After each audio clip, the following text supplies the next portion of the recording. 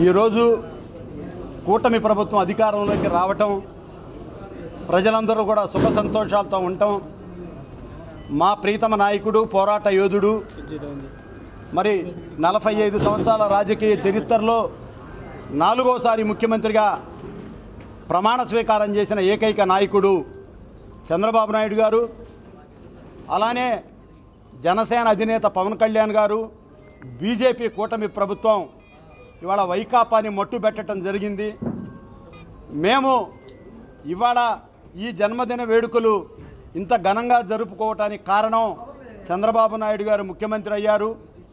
ఆ సంతోషంతోనే ఈ సంతోషం కూడా పాలు పంచుకుందామన్న ఉద్దేశంతోనే మా కార్యకర్తలు కూడా కొద్ది భారీగా చేద్దామన్న ఉద్దేశంతోనే ఈ జన్మదిన ఏర్పాటు చేయటం జరిగింది.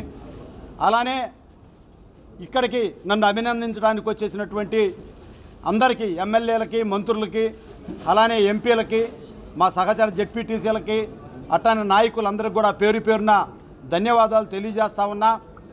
ఈ 5 సంవత్సరాల్లో తెలుగుదేశం పార్టీ ఏదైతే సూపర్ 6 పథకాలు ఇచ్చాడో ఆ సూపర్ 6 పథకాలన్నీ ప్రజలకు చేరువయ్యేటట్టు మా వంతు సాయం అందిస్తామని, చేయూతనిస్తామని ప్రజలకు హామీ ఇస్తా ఉన్నా.